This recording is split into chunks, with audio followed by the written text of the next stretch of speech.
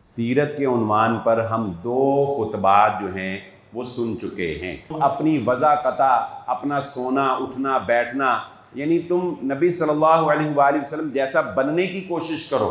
Ideal शख्सियत अगर कोई हमारे लिए हो सकती है तो वो मुहम्मदुर रसूलुल्लाह सल्लल्लाहु अलैहि वसल्लम की शख्सियत, जिससे मोहब्बत करता है क़यामत वाले दिन वो उसी के साथ उठाया जाएगा। तो हमें अपनी वाबस्तगियाँ नबी सल्लल्लाहु अलैहि वसल्लम से जोड़नी। मक्का के लोगों की बकरियां उजरत के ऊपर भी चराया करते थे। अल्लाह के नबी सल्लल्लाहु अलैहि वसल्लम ने फरमाया कि बकरियां चराना ये अंबिया का पेशा है। हर इंसान की ज़िंदगी में एक टर्निंग पॉइंट आता है, उसकी मेहनत, उसकी ईमानदारी, उसकी वफादारी जब रंग लाती है तो कोई एक वाक़या ऐसा पेश आता है कि उस वाक़े के बाद फिर ज़िंदगी किसी और मोड़ की तरफ मुड़ जाती। 4 जंगें, इनमें बुनियादी 3 वजह थी।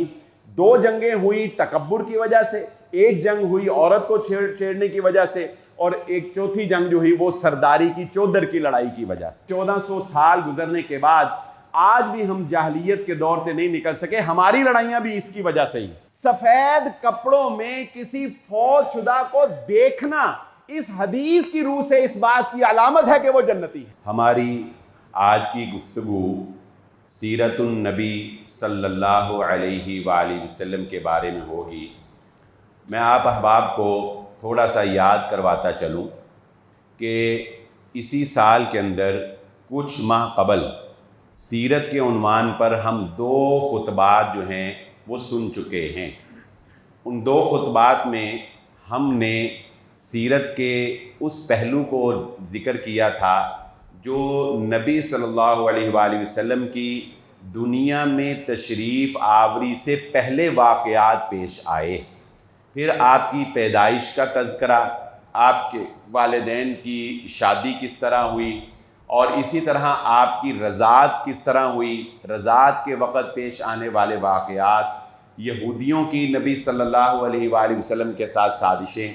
ये सीरत का एक चैप्टर जो है, ये 2 खुतबात हम पहले सुन चुके हैं। ये गोया कि सीरत का ये 3रा जुमा है, और मैंने उस वक़्त भी आपको कहा था कि हम इंशाअल्लाह गाहे बगाहे सीरत के टॉपिक को लेकर चलते रहेंगे, और ये सिलसिला हम आखिर तक नबी सल्लल्लाहु अलैहि वसल्लम की ज़िंदगी तक इसको हम मुकम्मल करेंगे, जिसमें बुनियादी सीरत की बातें जो हैं वो इंशाअल्लाह हम सीखेंगे। इसलिए कि आपने देखा होगा आजकल बाद लोग जो इस पर अचंभे और हैरत का इजहार करते हैं कि भाई इताअत और फर्मा बरदारी तो ठीक है, मगर ये क्या कि तुम मांग भी वैसी बनाने की कोशिश करो जैसे नबी सल्लल्लाहु अलैहि वसल्लम बनाते थे, तुम लिबास भी वैसा पहनने की कोशिश करो जैसे नबी सल्लल्लाहु अलैहि वसल्लम पहनते थे, तुम अपनी वज़ाक़ता, अपना सोना उठना बैठना, यानी तुम नबी सल्लल्लाहु अलैहि वसल्लम जैसा बनने की कोशिश करो। तो बाद लोगों को ये चीज़ जो है बड़ी मायूब लगती है कि क्यों आपका लिबास, आपकी शक्ल सूरत, आपकी दाढ़ी जैसी दाढ़ी, या इस तरह का बनने की क्या ज़रूरत है। तो उन लोगों को हम बड़ी आसानी से ये बात समझा सकते हैं कि आज का नौजवान जब किसी फिल्मी एक्टर की तरह कपड़े पहनता है उस वक़्त आपको एतराज़ क्यों याद नहीं आता, जब वो उसके स्टाइल की तरह अपने बालों का स्टाइल बनाता है उस वक़्त आपको याद क्यों नहीं आता, जब आपको सलमान खान के हाथों के निशान जो है वो महफूज करने के सीन नज़र आते हैं तो उस वक़्त आपको एतराज़ करना क्यों याद नहीं आता। तो ये एक इंसानी फितरत है। नौजवानों के लिए भी ये नसीहत है कि इंसान जिससे बहुत ज़्यादा मोहब्बत करता है और जिसको अपना आइडियल समझता है, हर लिहाज से उसको फॉलो करने की कोशिश करता है, उस जैसा बनने की कोशिश करता है, उसका स्टाइल इख्तियार करने की कोशिश करता है। आपने देखा होगा बहुत से नौजवान डायलॉग्स और अपनी लैंग्वेज स्टाइल भी उस तरह का बनाने की कोशिश करते हैं जैसे कोई फिल्मी अदाकार होता है जिसको वो पसंद कर रहे होते हैं, उस तरह की चेनें पहनते हैं, उस तरह का लिबास पहनना शुरू कर देते हैं।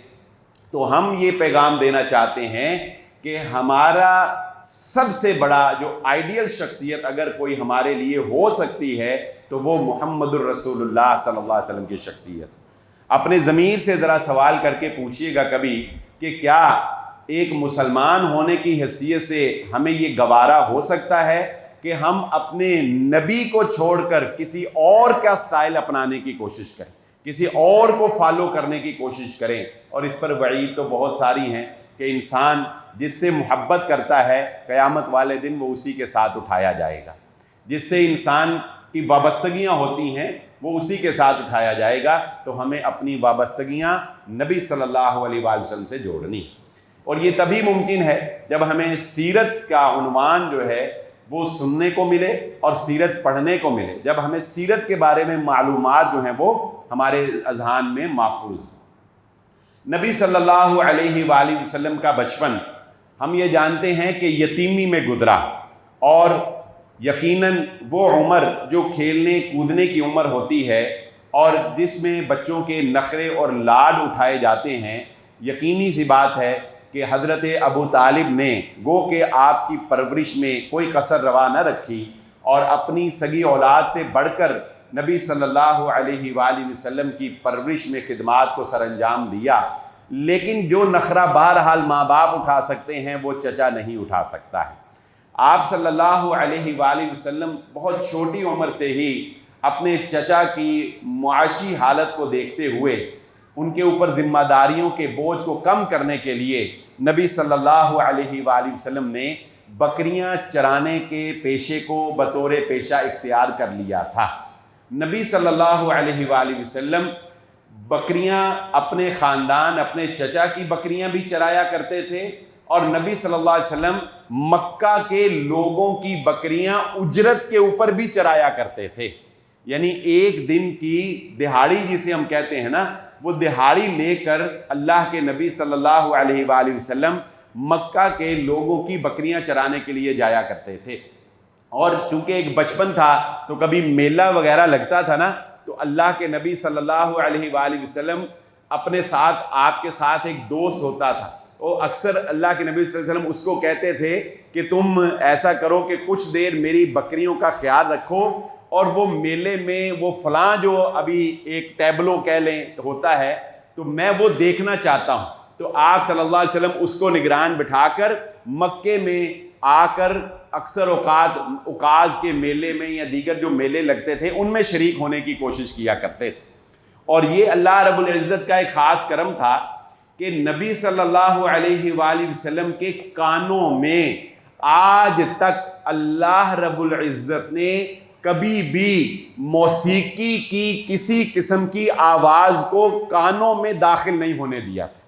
اللہ کے نبی صلی اللہ علیہ وآلہ وسلم جب کبھی کسی ایسی محفل کے پاس پہنچے یا ایسی محفل کا ارادہ کیا کہ جس میں کوئی گانا وغیرہ بجانا میوزک کے ساتھ ہوتا تھا، تو نبی صلی اللہ علیہ وآلہ وسلم کہتے ہیں، سیرت نگاروں نے لکھا کہ اللہ کے نبی صلی اللہ علیہ وآلہ وسلم کو تھکاوٹ محسوس ہوتی تھی، اور نبی صلی اللہ علیہ وسلم اس تھکاوٹ کی وجہ سے ٹیک لگا کر لیٹ جاتے تھے یا بیٹھ جاتے تھے، اور اللہ کی طرف سے وہیں پر آپ کو نیند طاری ہو جاتی تھی، اور حتیٰ کہ آپ کی آنکھ اس وقت کھلتی تھی جب سورج بیدار ہو رہا ہوتا تھا اور وہ میلہ ختم ہو چکا ہوتا تھا. یعنی اللہ کے نبی صلی اللہ علیہ وآلہ وسلم کے بچپن میں، جوانی میں اللہ رب العزت نے غیبی طور پر اللہ کے نبی صلی اللہ علیہ وسلم کو ہر طرح کی چھوٹی سے چھوٹی برائی اور غلطی سے، جو انجانے میں بھی کبھی آپ کے کانوں سے ٹکرا جاتی، اللہ کے نبی صلی اللہ علیہ وسلم کو اس سے محفوظ رکھا گیا. نبی صلی اللہ علیہ وآلہ وسلم نے یہ بات بکریاں چرانے، بکریاں پالنے کے بارے میں ارشاد فرمائی ہے کہ ہر نبی نے آدم علیہ السلام سے لے کر نبی صلی اللہ علیہ وسلم تک جتنے بھی نبی آئے، ہر نبی نے بکریاں ضرور پالی، بکریاں ضرور چرائی ہیں. اور اللہ کے نبی صلی اللہ علیہ وسلم نے فرمایا کہ بکریاں چرانا یہ انبیاء کا پیشہ ہے. شاید کہ اس میں بہت سی حکمتیں اللہ کی جانب سے پنہاں ہو سکتی ہیں، لیکن ایک چیز جس کو نبی صلی اللہ علیہ وسلم نے اپنی احادیث میں اجاگر کیا وہ یہ ہے کہ بکریاں چرانے سے انسان کے اندر عاجزی اور انکساری طبعاً پیدا ہوتی ہے، اور اونٹ چرانے والے جو لوگ ہوتے ہیں وہ طبعاً جو ہے سخت مزاج اور وہ طبعاً وسیلے مزاج کے ہو جاتے ہیں. تو اس لیے انبیاء کو شاید یہ پیشہ دیا گیا کہ جس طرح ایک امت کو جوڑنا ہے، امت کے ریوڑ کو چلانا ہے، اس سے پہلے بکریوں کے ریوڑ کو چلا کر اللہ کے رب العزت نے انبیاء کی تربیت کی اور ان کے اندر عاجزی، انکساری اور اخلاق جو ہے وہ ان جانوروں کی تربیت سے آیا۔ پھر فراوانی ہوتی گئی۔ مدینہ میں اللہ کے نبی صلی اللہ علیہ وسلم نے بکریاں کبھی چھوڑی نہیں۔ یہ بات بڑی اہم ہے۔ اللہ کے نبی صلی اللہ علیہ وسلم نے بچپن میں تو بکریاں چرائیں اور اجرت پہ بھی چرائیں، اور اس کے بعد پھر آپ تجارت کی طرف چلے گئے، اس کا ہم ذکر کرتے ہیں۔ لیکن جب فراوانی آئی نا تو اللہ کے نبی صلی اللہ علیہ وآلہ وسلم نے پھر بکریاں پالی۔ مدینہ میں بھی اللہ کے نبی صلی اللہ علیہ وسلم کے بعد بکریاں ہوتی تھیں۔ ایک دفعہ اللہ کے نبی صلی اللہ علیہ وسلم تشریف فرما تھے اور چند مہمان نبی صلی اللہ علیہ وآلہ وسلم کو ملنے کے لیے آئے۔ یہ آپ صلی اللہ علیہ وسلم کی زندگی کا بڑا حسین پہلو، اور اس سے ہمیں ایک اور بڑا اہم سبق بھی ملتا ہے۔ وہ لوگ جن کی حرص، طمع اور لالچ میں کہیں بریک لگتی نہیں نا، وہ کہتے ہیں کہ آگے سے آگے جا ہی جانا ہے، وہ بھی اس بات کو بڑے غور سے سنیں کہ آخر کہیں بریک کیسے لگائی جا سکتی ہے۔ تو اللہ کے نبی صلی اللہ علیہ وسلم بیٹھے ہوئے تھے تو کچھ مہمان آئے، تو نبی صلی اللہ علیہ وسلم نے جو چرواہا بکریوں کی دیکھ بھال کے لیے رکھا ہوا تھا نا، اس نے آ کر بتایا کہ اللہ کے نبی صلی اللہ علیہ وسلم ایک اور بکری کا بچہ پیدا ہوا ہے، ابھی ایک بکری کا بچہ پیدا ہوا ہے۔ تو اللہ کے نبی صلی اللہ علیہ وسلم نے فرمایا کہ ٹھیک ہے، پھر تم ایک بکری کا بچہ جو ہے وہ ذبح کر دو، ایک بکری جو ہے اس کو ذبح کرو اور کھانا وغیرہ پکاؤ۔ تو نبی صلی اللہ علیہ وسلم کے جو مہمان تھے وہ بھی بڑے خوش ہوئے، لیکن نبی صلی اللہ علیہ وسلم کو کہا کہ تم پریشان نہ ہو، ہم نے تمہاری وجہ سے یہ بکری کا بچہ ذبح نہیں کیا کہ ہم نے تمہاری مہمان نوازی کے لیے پوری بکری جو ہے وہ ذبح کر دی، بلکہ اللہ کے نبی صلی اللہ علیہ وسلم کو بتایا کہ ہمارا یہ اصول ہے کہ میں محمد صلی اللہ علیہ وآلہ وسلم کے بکریوں کے ریوڑ میں 100 بکریاں ہمیشہ رہتی ہیں، جب کوئی بچہ پیدا ہوتا ہے تو ہم اس کے بدلے ایک بکری ذبح کر کے پھر 100 کی تعداد کو پورا کر لیتے ہیں۔ یعنی یہ نبی صلی اللہ علیہ وسلم کی مالداری کے وقت بھی یہ طریقہ تھا کہ آپ کے اندر یہ ایک بہت بڑا فارمولہ ہے ہماری زندگی کے لیے کہ یار کہیں تو بریک لگاؤ نا، کچھ تو سوچو کہ کوئی 1 کروڑ 2 کروڑ کوئی 10 کروڑ، کہ چلو جب 10 کروڑ ہو جائے تو اب اوپر جتنے ہوتے چلے جائیں، عہد کر لو کہ وہ صدقہ کرنا ہے۔ کوئی تو لمٹ انسان کی ہونی چاہیے، لیکن ہماری کوئی لمٹ نہیں۔ ہم کہتے ہیں کہ نہیں 1000 بکریاں بھی ہو جائیں گی نا تو ہم نہیں کہیں گے کہ 1000 پہ بریک لگا لو اوپر والی، اب ذبح کر کے صدقہ کر دیا کرو یا مہمان نوازی، نہیں، ہم کہیں گے نہیں ان کو اور بڑھانے دو اور بڑھانے دو۔ تو یہ نبی صلی اللہ علیہ وآلہ وسلم نے یہ بات بھی ارشاد فرمائی کہ اللہ رب العزت نے بکریاں پالنے میں برکت رکھی، اللہ رب العزت نے بکریاں پالنے میں برکت رکھی ہے۔ تو یہ ایک سنت سمجھ کے آپ میں سے جس کو بھی موقع میسر آئے، صرف سنت سمجھ کے زندگی میں ایک مرتبہ یہ کام جو ہے اس پہلو کے اوپر اگر اللہ توفیق دے، ہم شہری ماحول میں رہتے ہیں، مشکل کام ہے، لیکن جن کے پاس وسائل ہوں، توفیق ہو، تو سنت سے محبت کے اظہار کے لیے زندگی میں کبھی یہ کام انسان کو کر لینا چاہیے۔ یقیناً اللہ رب العزت اس میں برکتیں عطا فرمانے والا ہے۔ پھر اللہ کے نبی صلی اللہ علیہ وآلہ وسلم نے جب تھوڑا سا آپ ٹین ایج کے اندر آئے، یہ بکریاں چرانے کا معاملہ ٹین ایج سے بھی پہلے کا ہے، پھر جب آپ ٹین ایج کے اندر آئے تو پھر نبی صلی اللہ علیہ وسلم نے تجارت میں قدم رکھا۔ آپ سب سے پہلے اپنے چچا حضرت ابو طالب کے ساتھ تجارتی سفر کے اوپر روانہ ہوئے، لیکن وہاں پہ بھی راستے میں وہ واقعہ میں بیان کر چکا ہوں کہ راہب نے جب آپ کی علامات کو دیکھ کر آپ کو پہچان لیا تو حضرت ابو طالب جو ہے وہ آپ کو آدھ رستے سے واپس لے آئے۔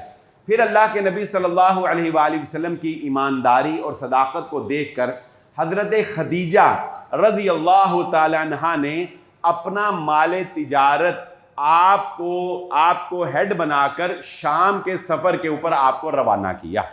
یہ زندگی کا ایک ٹرننگ پوائنٹ تھا۔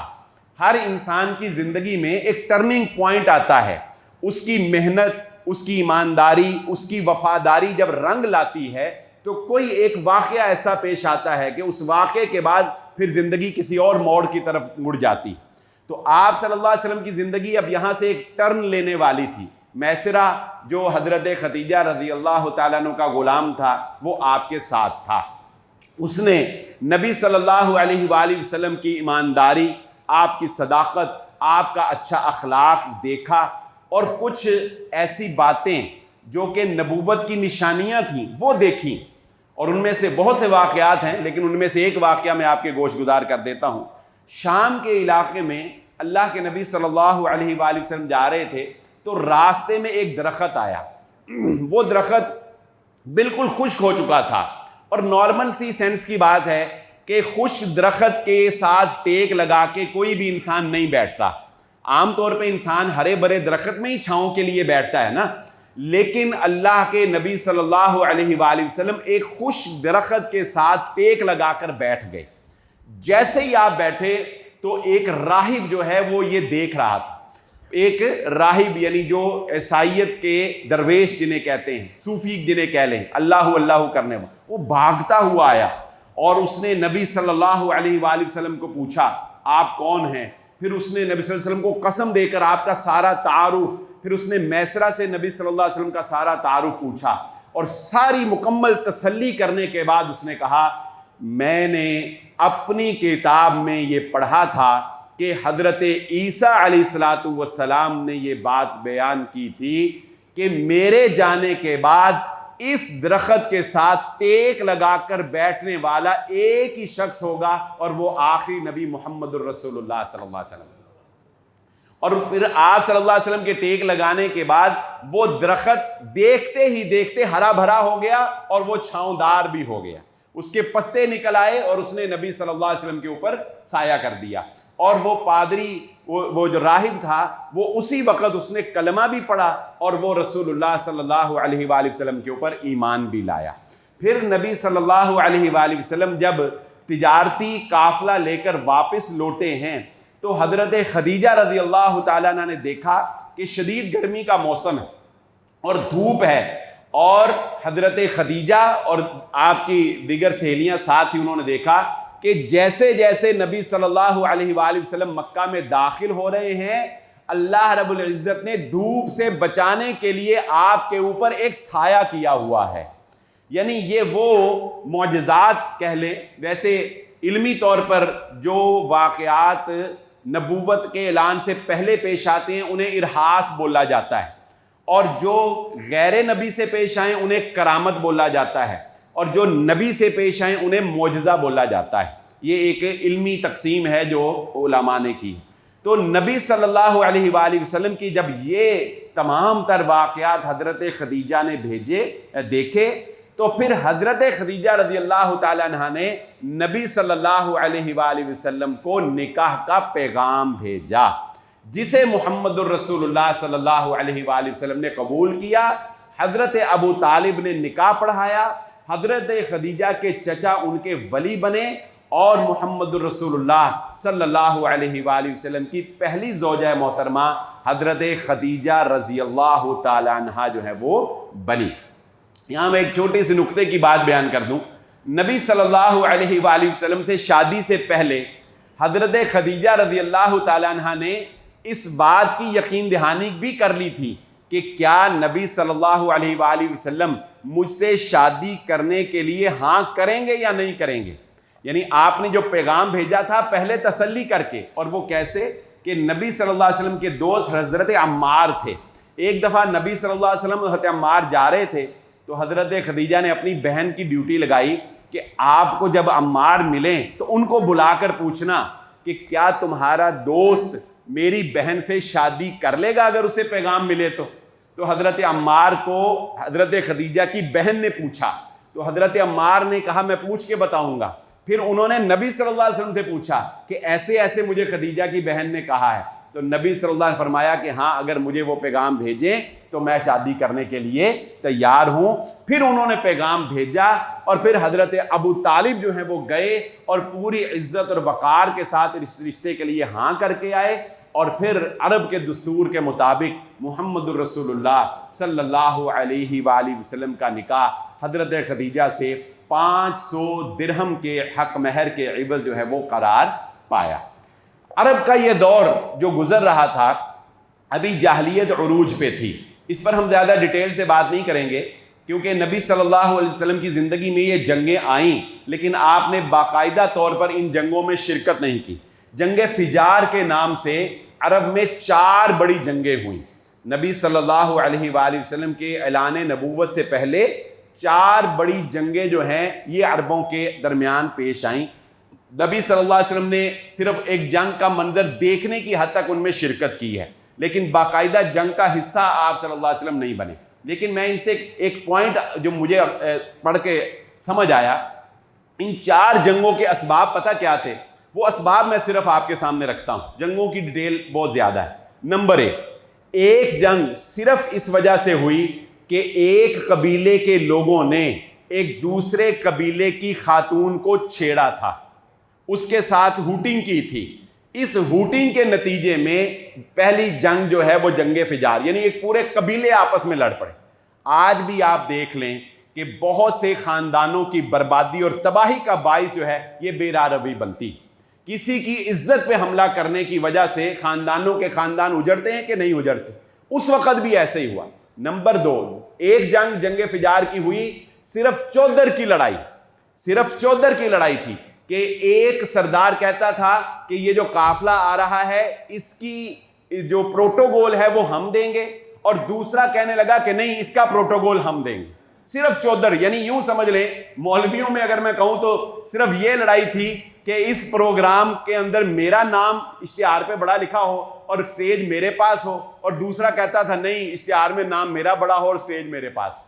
اس طرح آپ اپنے سیکٹر میں اس کو، میں چونکہ مولوی ہوں نا تو میں یہی مثال دے سکتا ہوں، آپ اپنے سیکٹر میں دیکھ لیں.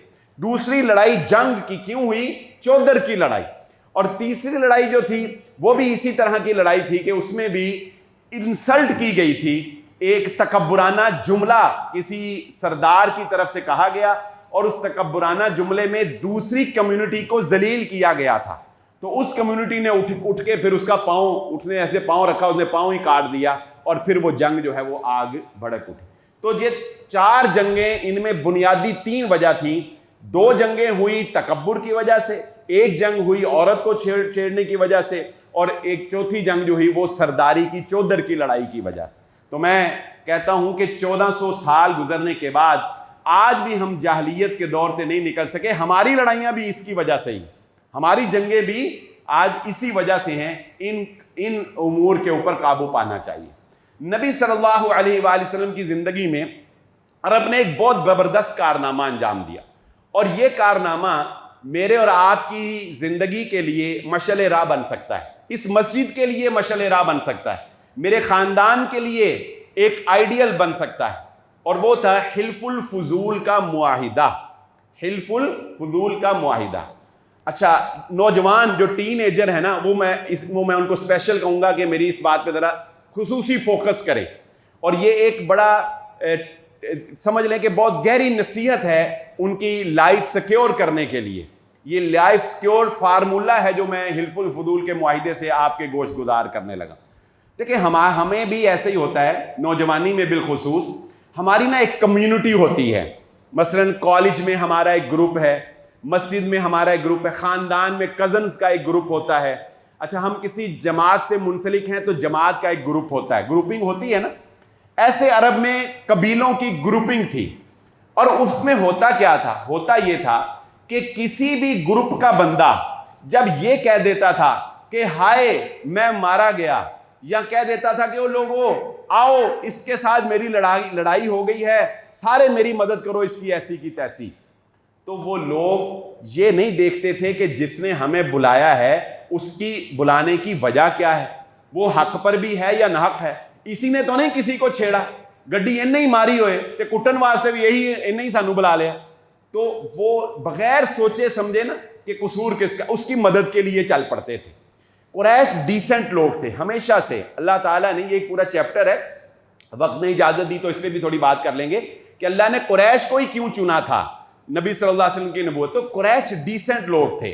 تو زبیر بن عبد المطلب جو تھے انہوں نے سب سے پہلے یہ معاہدہ جو ہے اس کی پیش رفت کی. انہوں نے کہا دیکھو کوئی عقل سے کام لو، ہم اتنے جاہل ہیں، ہم سوچتے ہی نہیں، جو بھی ہمیں بلاتا ہے چاہے وہ ظالم ہی ہو ہم اس کی مدد کے لیے جو ہے وہ پہنچ جاتے ہیں.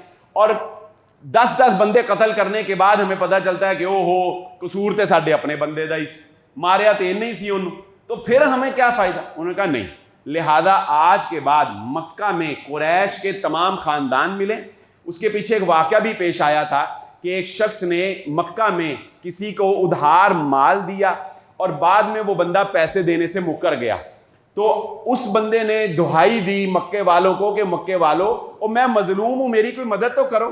تو پھر حضرت زبیر بن عبد المطلب کھڑے ہوئے اور انہوں نے کہا کہ بھی آج کے بعد حلف الفضول کا معاہدہ ہم یہاں پہ جو ہے وہ کرتے ہیں۔ اس معاہدے کی 3 بڑی شقیں تھیں، تو یہ 3 شقیں میں آپ کو نصیحت کروں گا نوجوانوں کو کہ اپنے پلے باندھ لیں، اور جو لڑاکے لوگ ہیں، جو دلیر بہادر ہر وقت لڑنے کے لیے تیار ہوتے ہیں نا، بعض مزاج لوگوں کا ہوتا ہے، وہ کہتے ہیں سانو کوئی آواز دوے تے صحیح تے بس پھر دیکھو اسی پہنچے تے پہنچے۔ ان کی اپنی لڑائی اتنی نہیں ہوتی، دوجیاں دے پھڈیاں چ زیادہ پھنسے ہوندے، ان کو مزہ ہی اس میں آتا ہے کہ کوئی سانو مدد واسطے بلائے پھر دیکھو ساڈے کارنامے۔ تو وہ لوگ ذرا اس کو ذرا غور سے سن لیں۔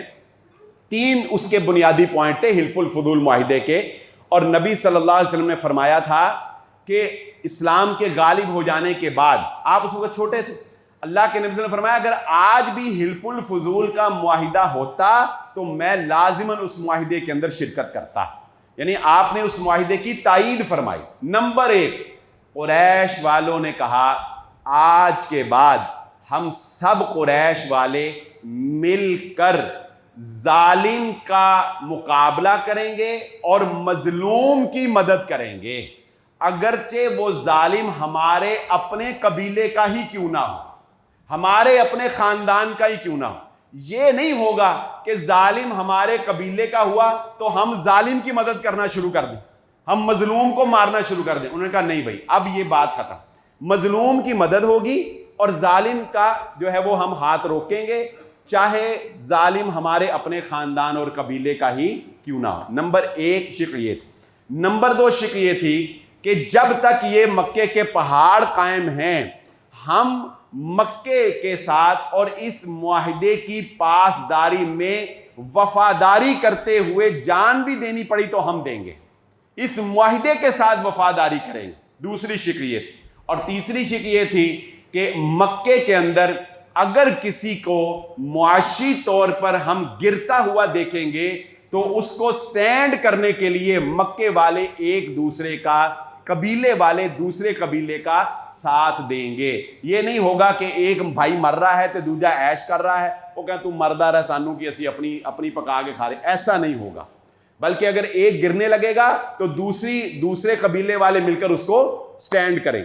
تو یہ اتنا زبردست فارمولہ ہے، آپ اپنی برادری میں، اس مسجد میں، اپنے گھر میں، جس کمیونٹی میں بھی ہیں، آپ اس حلف الفضول کے معاہدے کو اپنی زندگی کا اسلوب بنا لیں، زندگی کا طریقہ بنا لیں، تو یہ معاہدہ جو ہے یہ نبی صلی اللہ علیہ وآلہ وسلم کی تائید بھی رکھتا ہے۔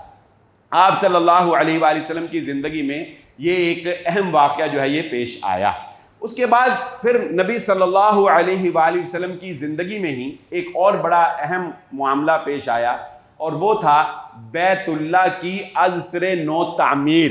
نبی صلی اللہ علیہ وآلہ وسلم کے منتظر تھے، وہ آپ صلی اللہ علیہ وآلہ وسلم کی اعلان نبوت سے پہلے ہی آپ پر ایمان لے آئے تھے، جن میں ورقہ بن نوفل کا نام جو ہے وہ سر فہرست ہے، ایک عبید اللہ بن جہش تھے، ایک زید بن عمر تھے، ایک عثمان بن حویرث۔ یہ 4 آدمی تھے جو انتظار پکے یعنی عیسائیت پہ قائم تھے اور انتظار میں تھے کہ کب ہم محمد صلی اللہ علیہ وسلم کا ظہور۔ میں اس ضمن میں جو ایک واقعہ، بات وقت ختم ہو رہا ہے، ایک واقعہ آپ کے گوش گزار کر دوں، اور یہ واقعہ بھی بڑا پیارا ہے، اس سے بھی ایک بڑی پیاری نصیحت جو ہے وہ ہمیں ملتی ہے۔ حضرت ورقہ بن نوفل جو حضرت خدیجہ رضی اللہ تعالی عنہا کے چچا تھے، شادی سے پہلے حضرت خدیجہ نے حضرت ورقہ بن نوفل سے مشورہ بھی کیا تھا، اور انہوں نے اس وقت حضرت خدیجہ کو کہا تھا کہ یہ شادی کر لو، یہ بندہ جو ہے یہ میرے علم کے مطابق آخری نبی وہی ہے جس کے ہم منتظر ہیں۔ یہ بات ورقہ بن نوفل نے حضرت خدیجہ کو شادی سے پہلے بتا بھی دی تھی، یعنی ان کو تھوڑا آئیڈیا تھا اس بات کا کہ یہ محمد صلی اللہ علیہ وسلم وہی ہے۔ اور یہاں پہ ایک اور بات مزے کی بتاؤں، اس عرب خطے میں یہ بات بھی مشہور تھی کہ آخری نبی کا نام نامی اس میں گرامی محمد ہوگا، اس لیے اکثر لوگ اپنے بیٹوں کے نام احمد اور محمد رکھا کرتے تھے۔ یہ بات مشہور تھی کہ اس کا آخری نام احمد اور محمد، اس لیے اکثر لوگ یہ نام جو ہے یہ رکھا کرتے تھے. تو لیکن جو اللہ رب العزت کا انتخاب تھا وہ تو بہرحال انتخاب تھا. تو حضرت ورقہ بن نوفل جو ہیں جب وہ وفات پا گئے نا، تو نبی صلی اللہ علیہ وسلم نے جب اعلان نبوت کیا، پھر ایک وقت گزر گیا، نبی صلی اللہ علیہ وآلہ وسلم سے ایک دفعہ پوچھا آپ کی زوجہ محترمہ نے کہ ورقہ بن نوفل جو ہیں یہ جنتی ہیں یا ان کا سٹیٹس کیا ہے وفات کے بعد. تو یہ میں یہ سمجھتا ہوں ذاتی طور پر کہ یہ جو حدیث میں اب آپ کو بیان کرنے لگا ہوں نا، انشاءاللہ رہتے سانس تک یہ آپ کو یاد رہے گی.